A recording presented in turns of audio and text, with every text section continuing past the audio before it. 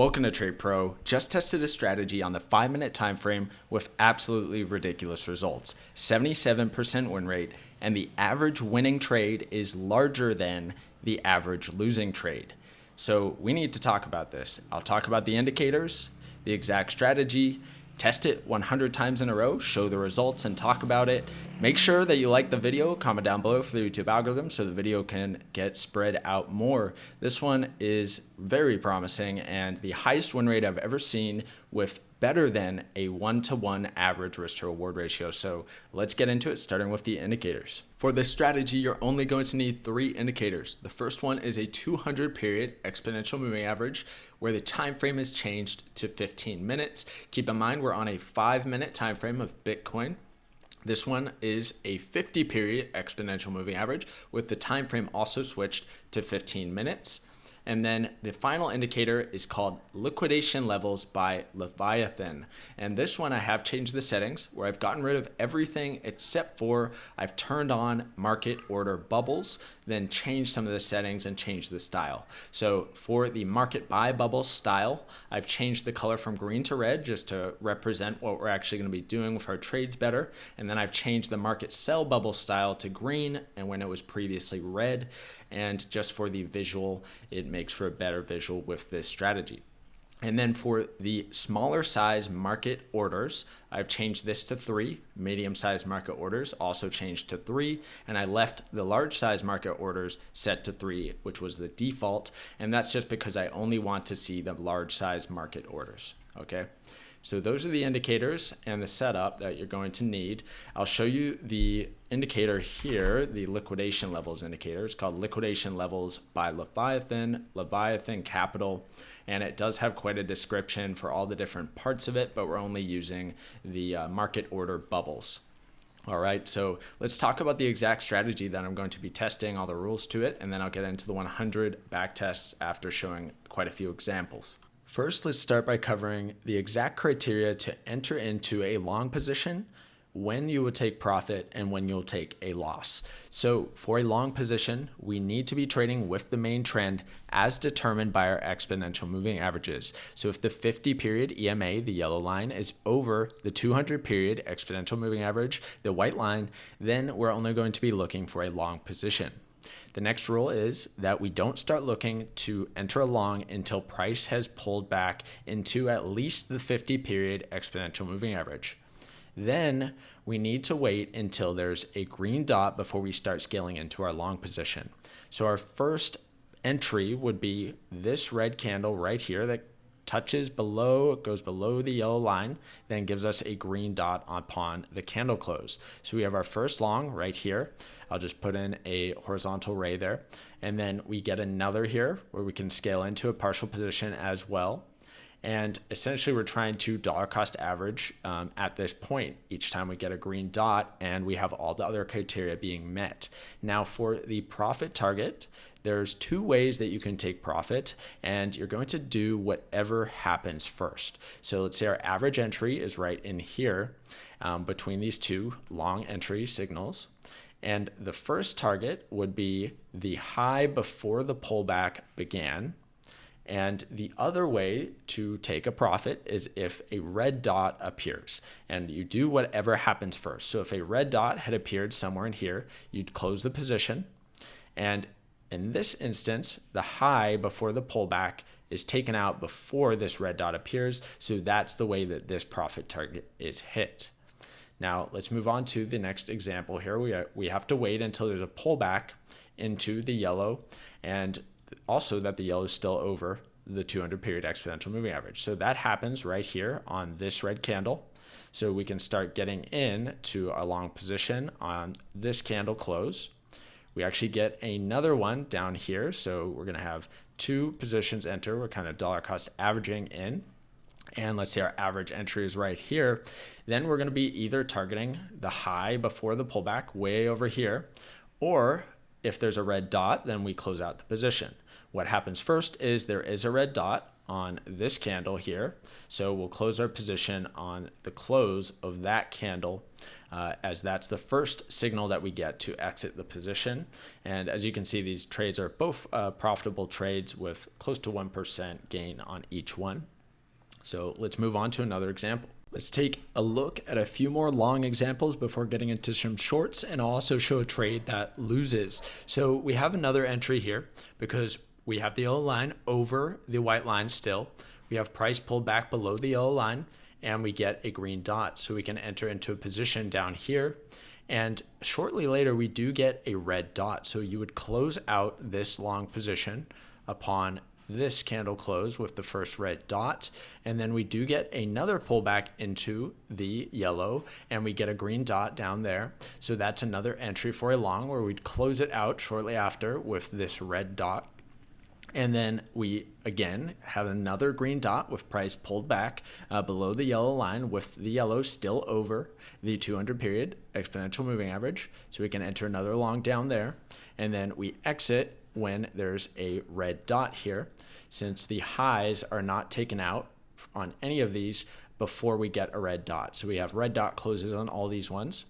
Then we have another example down here. We can start scaling into a long position on this first one here. We have a lower bar down here we can scale in. We have another green dot in this area, and then we get a number of green dots down here, so you can scale in and try and get a good average entry. But what happens is we do get a cross down. So here's an example of a potential loss where your average entry would probably be somewhere in this area. I'm not doing it exactly here, but let's just say that if we take a look at all of these entries, we could be maybe somewhere in this area with our average entry. And then for the cross down on the 50 below the 200 where we exit, it would be on this green candle here. So this one would be a small loss of around 0.04%. So this one is a loss, all right? So that's an example of a long that loses the trade, and then some more winning ones over in this area. So let's cover short entries now. Now let's cover the exact criteria to enter into a short position, how to take profit, and when to take a loss. So we'll use this recent price data from the last couple of days on Bitcoin to go over all of these short examples, as price has kind of been in a downtrend for the last couple of days. So what do we need to see for a short position? Well, we need to see yellow below white exponential moving average. So 50 below the 200 period exponential moving average. Then we need to see a pullback into at least the yellow or the 50 period exponential moving average before we start looking for red dots to take our entries into a short position. So we have that here. Price comes down. We see the cross down, and then we have to look for this pullback into the yellow, which we get here. We get our red dot, which will be our first entry. And then either we're going to be taking profit when the lows are taken out before that pullback began, or we get a green dot, whatever happens first. So initially we're targeting the lows before the pullback, and that ends up being hit before we get this green dot, which happens to be on the same candle, but you'd have your profit target already set to the lows here. So you can take that and run for the next trade. So then we are waiting. So we're just waiting for another red dot. We have yellow still below the white, and we get some more red dots after this pullback here. So we can start scaling into a position on these red dots, scaling into a short position. And remember, we only are exiting if the yellow crosses over the white line. So out of these averages, we can have an entry somewhere in this area. And essentially, we're just going to be waiting for one of two things, either a green dot or the low before the pullback is taken out. The first thing we get is the green dot right here. So that is going to be where we close the position and then look for another one. And on this next pullback, we have a few more red dots. And so prices pulled back into the yellow, and we have a red dot here. So let's just get rid of these past drawings. So we can take a partial entry here, can scale in here, we can scale in here, and let's just say that our average entry is right here. And then we will be looking for either a green dot or the lows to be taken out. Shortly later, we do get a green dot right here on this red candle where you would close the entire position. and we start looking for another opportunity. And our next pullback into the yellow is right here. We get a bunch of red dots, but the entry would be somewhere in this area. And then we either target the lows, or if we get a green dot first, we just close it out. So we do get a green dot right here on this candle. So that's where we would close out this short position. And then most recently, current price action here, we've gotten a red dot with the pullback. So you could already have a position currently open on Bitcoin here. And we'd either be waiting for a green dot or targeting the lows here, whatever happens first. Or if we get a larger pullback and then a red dot somewhere up here, we could scale in further into our short position. All right. So only way to take a loss would be if the yellow crosses back over the white before we get a green dot, or the lows are taken out before the pullback that we're trading began. All right, so that's the strategy, and the results were pretty ridiculous. So 77% win rate. Let's get through the 100 back tests and talk about the results, show the exact results from my test at the end.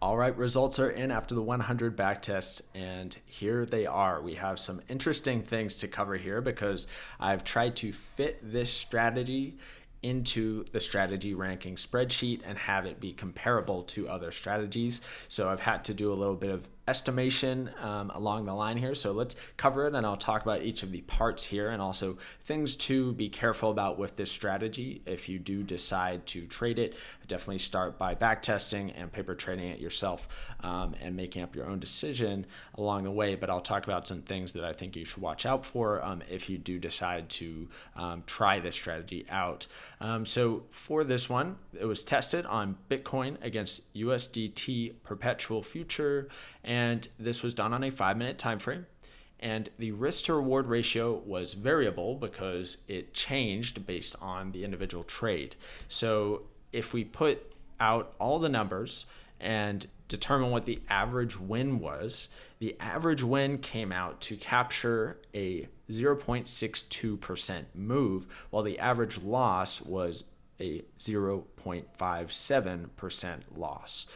So the price movement is what I'm talking about there. And so that gives us an average risk to reward ratio of 1 to 1.08445. And so it is a positive risk to reward ratio, which is pretty outstanding considering a 77% win rate. Now the time for 100 trades was 76 days, so relatively low to mid-level, especially for a 5-minute time frame, maybe on the medium to high range for a 5-minute time frame strategy, 76 days there. And out of the 100 back test, we had 77 wins and 23 losses, so 77% win rate, as I said earlier.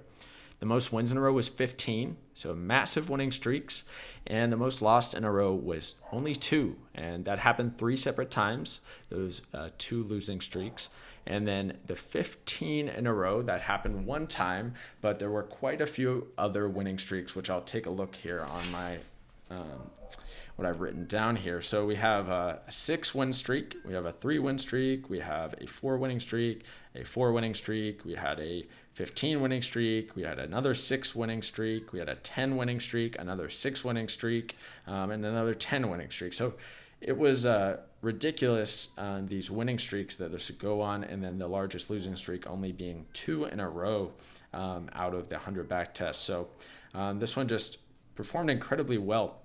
And in order to give it a gain on the account figure, I did need to do a little bit of math here. So the 60% gain on the account that I got is assuming a couple things. So it's assuming that a loss is minus 1% of the account and the average win is plus 1.08445% on the account, because our average risk to reward ratio is 1 to 1.08. So if we have a 77% win rate, 77 times 1.0845%, and then we subtract 23 times minus 1%, and that gives us 60.0 0.05 to 65%. So this allowed me to actually put it on the strategy ranking spreadsheet and give it a gain on the account figure, even though this is kind of estimated, and I just wanted to give it a way to fit on the strategy ranking spreadsheet so it can kind of match up with other strategies fairly.